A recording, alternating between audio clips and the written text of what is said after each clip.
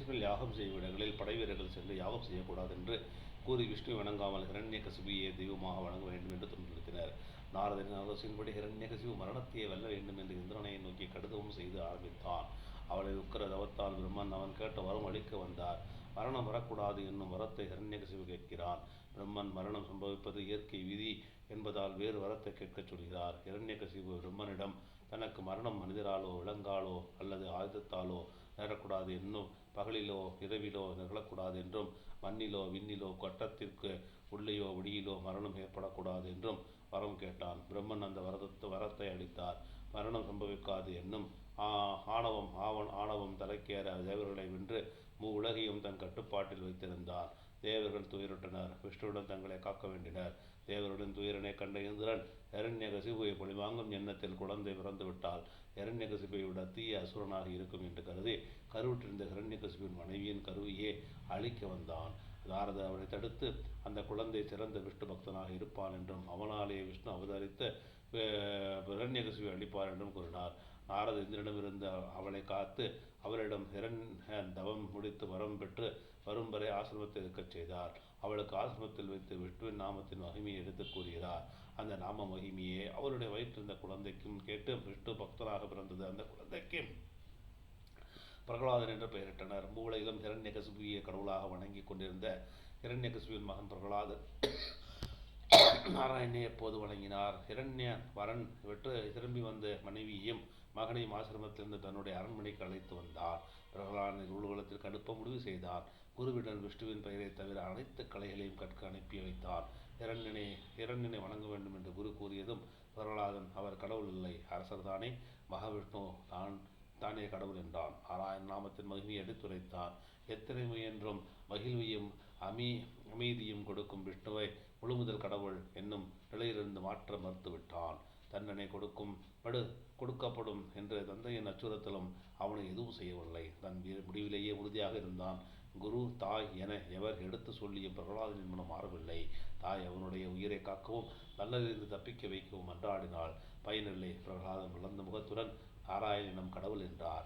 இரண்டனின் ஆணைப்படி காவலர்கள் அவனை மலையிலிருந்து கீழே தள்ளினார். ஆறுகளில் போட்டனர். தீக்குள் தள்ளிவிட்டனர். எல்லாவற்றிலிருந்து வளர்ந்த முகத்துடன் பிரகலாதன் நாராயண நாமம் சொல்லிக்கொண்டே எந்த காயமும் இல்லாமல் வந்தார். காவலர்களால் ஆயுதத்தால் கொல்ல முயன்றபோது கொலைவாள் மாலையாகி பிரகலாதனின் கழுத்தில் விழுந்தது. யானை விட்டு காலால் இடறச் செய்ய முயன்றபோது பிரகலாதனை யானை தன்னுடைய தும்பிக்கையால் தூக்கி தன் மேல் அமர வைத்துக் கொண்டது. பாம்பின் விஷமும் அவனை எதுவும் செய்யவில்லை. தந்தை அளித்த அனைத்து தண்டனையிலிருந்தும் நாராயணன் மகாவிஷ்ணு தனது பக்தனாகிய பிரகலாதனை காப்பாற்றினார். எல்லா தண்டனையிலிருந்தும் பிரகலாதன் எப்படி தப்பித்தான் என்று ஹிரண்யன் கேட்டார். பிரகலாதன் நாராயணாமம் தான் தன்னை காப்பது என்று கூறினான். அந்த நாராயணன் எங்கே இருக்கிறான் என்று கோபத்துடன் ஹிரண்யன் கேட்டார். அதற்கு பிரகலாதன் எங்கும் நிறைந்திருக்கும் எம்பெருமான் நாராயணன் தூணிலும் இருப்பார், துரும்பிலும் இருப்பார் என்று கூறினார். இந்த தூணில் இருப்பானா உன் நாராயணன் என்று ஒரு தூணை சுட்டிக்காட்டு கேட்டான் ஹிரண்யன். அச்சமையின்றி பாலகன் பிரகலாதன் வளர்ந்த புன்னகையுடன் நாராயணன் இந்த தூணிலும் இருப்பான், துரும்பிலும் இருப்பான் என்று உறுதியாக கூறினார். கோபத்தின் உச்சியில் இருந்த ஹிரண்யன் ஆத்திரம் தலைக்கேற கையில் இருக்கும் கதாயுதத்தால் தூணை உடைத்து இடைத்தான். தூணை பிளந்து கொண்டு நாராயணன் நரசிம்ம வடிவமாக வெளிவந்தார். சிங்கமுகம் மனித உடலும் கொண்டு வெளிப்பட்ட நரசிம்ம அவதாரத்தைக் கண்டு அனைவரும் அஞ்சி நடுங்க பிரகலாதன் மட்டும் ஆனந்த களிப்பில் வணங்கி நின்றான். ஹிரண்யனோ நரசிம்மத்தை தாக்க ஆவேசமாய் பாய்ந்தான். நரசிம்மவதார உக்கரம் கொண்டு ஹிரண்யனை தூக்கி கொண்டு வந்து படியில் அமர்ந்து மடியில் வைத்து தன்னுடைய நகங்களால் ஹிரண்யனுடைய வயிற்றை கிழித்து குடலை உருவி மாலையாக அணிந்து கொண்டார். அவன் பெற்ற மரண வரத்தின் படி இது. அது உள்ளேயோ வெளியேயோ இல்லை, மடியில் நிகழ்ந்தது. அந்த நேரம் பகலும் இரவும் இல்லாத அந்தி மாலை நேரமாகும். மண்ணிலோ விண்ணிலோ இல்லாமல் நரசிம்மன் தன்னுடைய மடியில் ஹிரண்யனை வைத்துக் கொன்றார்.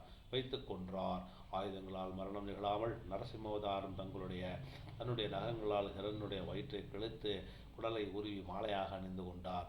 அனைவரும் அதிர்ந்து அருகில் வர பயந்து தொலைவில் இருந்தே வணங்கினார். பிரகலாதன் அவர் அருகில் சென்று நாமம் சொல்லி போற்றி பாடினார். நரசிம்மர் மகிழ்ந்து வரமளிக்க முன் வந்தார். பிரகலாதன் நாராயணனின் அருகில் இருப்பதையே விரும்புகிறான். வேறு என்ன வேண்டும் என்று மறுபடியும் கேட்டதும் தனது தந்தை பாவங்களிலிருந்து விடுபட வேண்டும் என்று வேண்டி நின்றார். சாபம் தீர்ந்து மரணத்திற்கு பின் அவன் வைகுண்டம் வந்து சேர்வான் என்று பிரகலாதனுக்கு வரமளித்து விட்ட நரசிம்மர் மறைந்தார்.